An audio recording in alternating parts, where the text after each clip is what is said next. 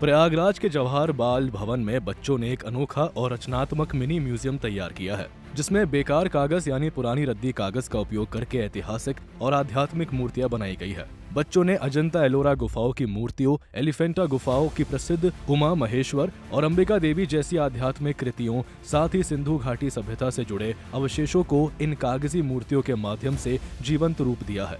ये परियोजना पर्यावरण संरक्षण का भी संदेश देती है, क्योंकि यहाँ कूड़े के कागज को रिसाइकिल कर कला के रूप में नया जीवन प्रदान किया गया है। ये हम लोग ने मिनी म्यूज़ियम बनाया है, जिसमें हम लोग ने एंशिएंट इंडिया के स्कल्पचर्स को लगाया है, जैसे Elephanta caves, Ajanta caves, Khajuraho caves.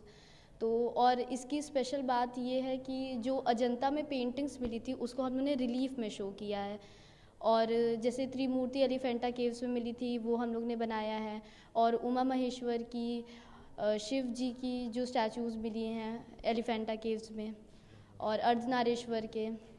तो इन सब से ये भी यंगर जनरेशन को मैसेज आता है कि कैसे एंशिएंट इंडिया की आर्ट और स्कल्पचर इम्पॉर्टेंट थी, और इंडिया किस तरह से मतलब अपने आर्ट को पूरे दुनिया के सामने प्रेजेंट करता था। ये कार्य मुख्य रूप से रिलीफ पेपर मैशी तकनीक और रिलीफ आर्ट शैली में किया गया है, जहां गीले कागज की लुगदी से दीवारों पर उकेरकर प्राचीन भारतीय मूर्तिकला की प्रकृतियां तैयार की गई है। ये हम लोग ने पेपर मैश टेक्निक से बनाया है। इस टेक्निक में हम लोग पेपर को भिगा के उसके पल्प में ग्लू मिला के उससे काम करते हैं, और ये पूरा म्यूज़ियम बनने में 4.5 मंथ लगा है। कितनी मेहनत लगी, कितने लोग इसमें लगे थे? हम लोग सर को मिला के 4 लोग लगे थे, और सर की गाइडेंस से ही ये सब हो पाया है।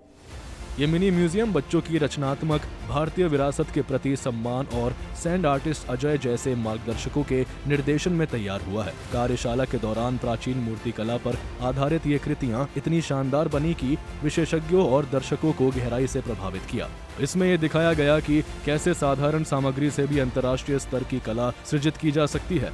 ये प्रयास न केवल बच्चों में कलात्मक कौशल विकसित करता है, बल्कि प्राचीन भारतीय संस्कृति को नई पीढ़ी से जोड़ने का एक सुंदर माध्यम भी बन गया है। ब्यूरो रिपोर्ट, सूर्य समाचार।